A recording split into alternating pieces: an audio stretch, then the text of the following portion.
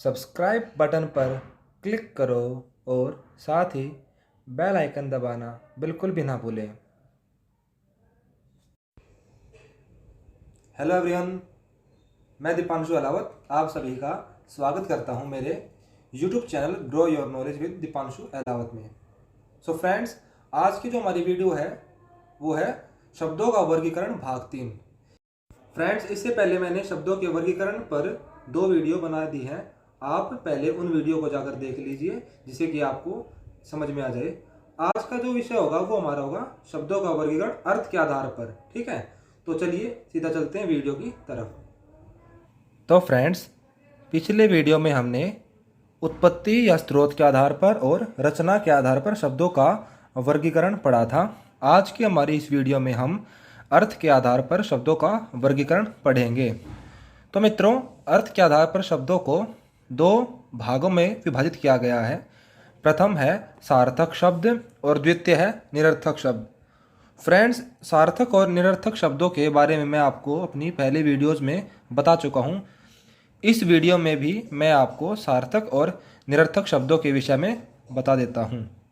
तो मित्रों, जो सार्थक शब्द होते हैं ऐसे शब्द होते हैं जिनका कोई ना कोई अर्थ हो, और निरर्थक शब्द ऐसे होते हैं जिनका कोई भी अर्थ नहीं होता। तो मित्रों, यहाँ पर सार्थक शब्दों को 4 भागों में फिर से विभाजित किया गया है। पहला है एकार्थी शब्द, दूसरा है पर्यायवाची शब्द जिन्हें हम समानार्थी शब्द भी कह देते हैं, तीसरा है विपरीतार्थी शब्द, और मित्रों चौथा है अनेकार्थी शब्द। तो चलिए इनके विषय में हम एक एक करके पढ़ते हैं। तो मित्रों, जो हमारा पहला वर्गीकरण है वो है एकार्थी शब्द। एकार्थी शब्द वे शब्द हैं जिनका सामान्यतः एक ही अर्थ होता है। व्यक्तिवाचक संज्ञाएं, स्थानों के नाम तथा कुछ अन्य संज्ञा शब्द इसी कोटि के शब्द हैं। तो मित्रों, जो एकार्थी शब्द होते हैं उन शब्दों का सिर्फ एक ही अर्थ होता है।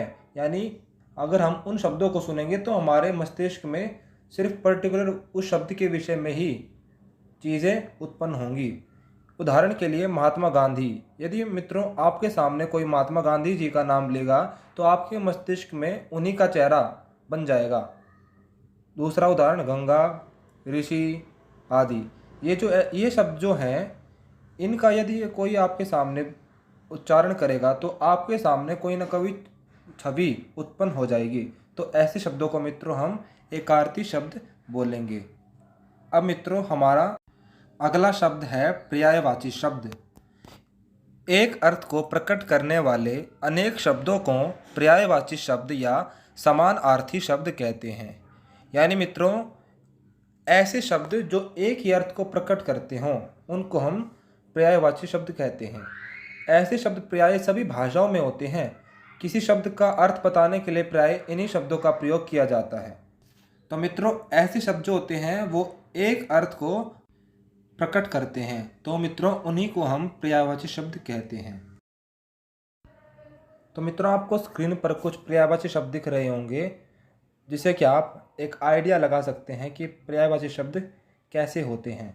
जैसे कि उदाहरण के लिए अमृत है जो शब्द, उसको अलग अलग, जैसे कि उसके अलग अलग नाम है। अमीय भी उसको कहते हैं हम, अमी भी, पीयूष भी कहते हैं, सुधा या सोम। तो मित्रों, ऐसे शब्दों को ही हम पर्यायवाची शब्द कहते हैं।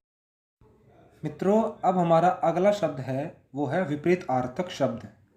उल्टे अर्थ में प्रयुक्त होने वाले शब्दों को विपरीतार्थक शब्द या विलोम शब्द कहते हैं। आपने विलोम शब्द नाम सुना होगा, उसे हम विपरीतार्थक शब्द भी कहते हैं। उदाहरण के लिए न्याय का विलोम दोस्तों अन्याय होता है, धार्मिक का विलोम अधार्मिक, प्रत्यक्ष का विलोम अप्रत्यक्ष, हिंसा का विलोम अहिंसा, यश से अपयश, मान का विलोम अपमान, साकार का विलोम निराकार, सापेक्ष का विलोम है निरपेक्ष, सुपुत्र का विलोम है कुपुत्र, देश का विलोम है विदेश, आदि आदि। तो मित्रों, विलोम शब्द आपको समझ में आ गए होंगे, ऐसा मैं उम्मीद करता हूँ। अब मित्रों, हमारा अगला शब्द है वो है अनेकार्थी शब्द। यह बिल्कुल सामान्य सी इसकी परिभाषा है।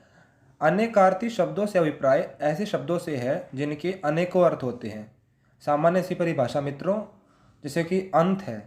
तो मित्रों अनेकार्थी शब्द जो होते हैं उनके शब्द एक होता है लेकिन उसके अर्थ अलग अलग होते हैं। जैसे कि अंत एक शब्द है, इसका अर्थ सिरा भी होता है, समाप्ति भी होता है, मृत्यु भी होता है, रहस्य भी होता है।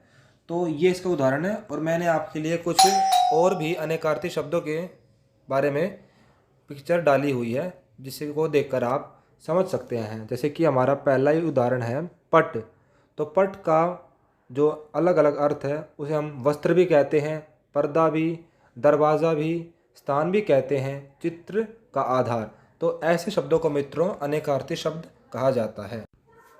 तो मित्रों मैं उम्मीद करता हूँ कि आपको अर्थ के आधार पर शब्दों का वर्गीकरण समझ में आया होगा। और यदि आपको इससे संबंधित कोई भी समस्या आती है तो आप अपनी समस्या को चैट बॉक्स में लिखिए। मैं पूरा प्रयास करूँगा कि आपको उसका उत्तर दे सकूँ। और इसी के साथ हमारा शब्दों का वर्गीकरण का भाग 3 यहाँ पे समाप्त होता है।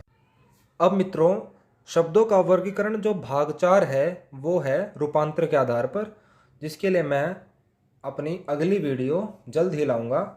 तब तक के लिए खुश रहिए, सुरक्षित रहिए और मेरे YouTube चैनल को सब्सक्राइब करना न भूलें। मिलते हैं मित्रों अगली वीडियो में, तब तक के लिए सभी को नमस्ते जी।